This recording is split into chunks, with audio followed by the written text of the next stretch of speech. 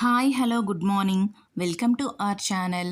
మన ఛానల్ని first time కనుక చూస్తున్నట్టయితే ప్లీజ్ సబ్స్క్రైబ్ చేసుకోండి.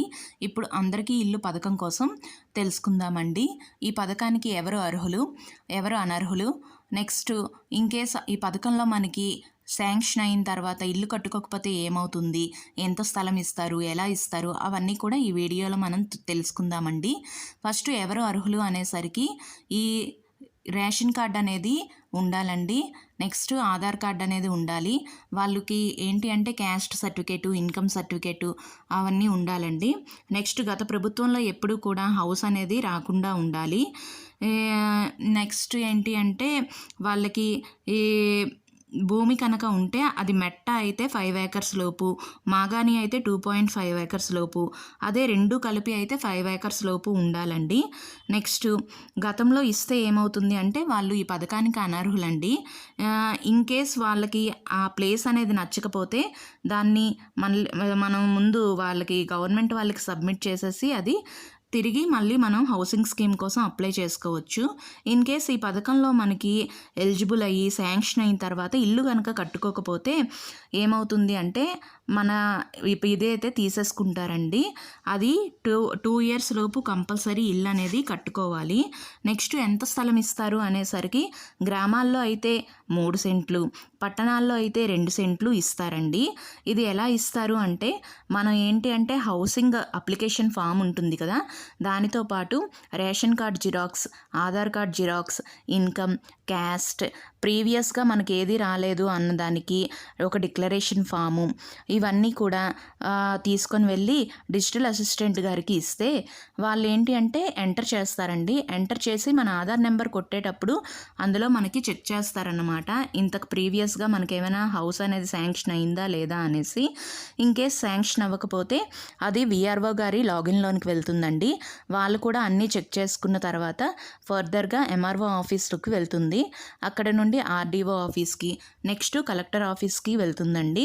అక్కడ ఈ 5 step ప్రాసెస్ అనేది కంప్లీట్ అయిన తర్వాత మనకి ఎక్కడా కూడా ఏ ప్రాబ్లం కనుక లేకపోతే మనకి హౌస్ అనేది శాంక్షన్ అవుతుందండి. ఇది నెక్స్ట్ ఏంటి అంటే ఈ అప్లికేషన్ ఫామ్ అనేది ఎలా ఫిల్ చేయాలి, అది ఏంటి, ఎక్కడ ఇవ్వాలి, అవన్నీ కూడా ముందు మనం తెలుసుకుందామండి. అప్లికేషన్ ప్రాసెస్ ఈ వీడియో కనుక మీరు నచ్చినట్లయితే ప్లీజ్ మన ఛానల్ని సబ్స్క్రైబ్ చేసుకోండి. నెక్స్ట్ ఏంటి అంటే అప్లికేషన్ ప్రాసెస్ అనేది ఎలా ఉంటుంది, అప్లికేషన్ ఫామ్ ఎలా ఫిల్ చేయాలి, అవన్నీ కూడా మనం నెక్స్ట్ చూద్దామండి. అప్లికేషన్ ఫామ్ అనేది ఫస్ట్ రేషన్ కార్డు హోల్డర్ ఎవరి పేరు మీద అయితే ఆ రేషన్ కార్డు అనేది ఉంటుందో వాళ్ళే పేరు మీదనే ఈ అప్లికేషన్ ఫామ్ అనేది ఫిల్ చేయాలి. లబ్ధిదారుని పేరు, నెక్స్ట్ వాళ్ళ ఏజ్, ఆధార్ నెంబర్ కూడా ఎంటర్ చేయాలండి. నెక్స్ట్ కులము, ఉపకులము, వృత్తి అవన్నీ కూడా ఎంటర్ చేసిన తర్వాత ఆ లబ్ధిదారుని చిరునామా అనేది ఎంటర్ చేయాలి. అదేంటి అంటే ఇంటి నెంబరు, నెక్స్ట్ వీధి, గ్రామము, ఏ పంచాయతీ, ఏ మండలము, ఏ జిల్లా, నెక్స్ట్ పిన్ కోడ్ని కూడా ఎంటర్ చేయాలి. లబ్ధిదారుడు కంపల్సరీగా రేషన్ కార్డు హోల్డర్ అయి ఉండాలండి. రేషన్ కార్డు కనుక ఉంటే అవును అనే దాని మీద టిక్ చేయాలి. అవును అయితే రేషన్ కార్డు నెంబర్ అనేది తర్వాత ఎంటర్ చేయాలి. ఎంటర్ చేసిన తర్వాత లబ్ధిదారుడు ఆంధ్రప్రదేశ్ రాష్ట్రంలో ఇల్లు కలిగి ఉన్నారా అంటే వాళ్ళ పేరు మీద ఏమైనా హౌస్ ఉందా లేదా అనేసి అడుగుతున్నారు. అవును అయితే అవును అని, కాదు అయితే కాదు అనే క్లిక్ చేయాలి. అవును అని మనం క్లిక్ చేసామంటే కంపల్సరీ ఇదైతే రాదండి. మన పేరు మీద ఎటువంటి ఇల్లు కూడా లేనప్పుడు మాత్రమే ఈ స్కీమ్కి మనం ఎలిజిబుల్ అవుతాము. నెక్స్ట్ లబ్ధిదారుడు ఇంతటి పూర్వము ప్రభుత్వం ద్వారా మంజూరు చేయబడిన ఇల్లు కలిగి ఉన్నారా అంటే ప్రీవియస్గా మనకి ఏమైనా స్కీమ్ ద్వారా హౌస్ అనేది శాంక్షన్ అయిందా లేదా అనేసి అడుగుతున్నారు. మనం ముందుగానే చెప్పుకున్నాం కదండి, మనకి గత ప్రభుత్వంలో ఎప్పుడైనా కానీ హౌస్ అనేది శాంక్షన్ అయితే ఈ పథకం ద్వారా మనం అప్లై చేయడానికి అనర్హులం. మనకి ఈ స్కీమ్ అయితే కంపల్సరీగా రాదు. నెక్స్ట్ లబ్ధిదారు ఇంతటి పూర్వ ప్రభుత్వం ద్వారా మంజూరు చేయబడి ఉంటే స్థలము కలిగి ఉన్నారా అంటే ఇన్కేస్ మనకి ఏదైనా అలా కాకుండా స్థలం ఏమైనా ఉందా అనేసి అడుగుతూ ఉన్నారు. అలా స్థలం కలిగి ఉన్నా కూడా మనం అయితే ఈ స్కీమ్కి మనం ఇనెలిజిబుల్ అవుతాము. నెక్స్ట్ ఏంటి అంటే లబ్ధిదారు 2.5 ఎకరాల మాగాని భూమి కానీ లేదా 5 ఎకరాల మెట్ట భూమి కలిగి ఉన్నారా లేదా అని అడుగుతున్నారు.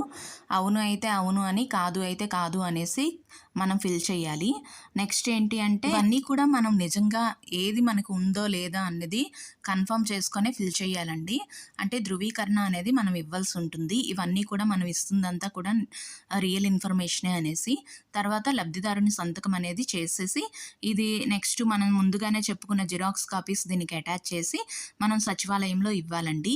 ఈ వీడియో కనుక మీకు నచ్చినట్లయితే లైక్ చేసి, షేర్ చేసి, సబ్స్క్రైబ్ చేసుకోండి. Thank you.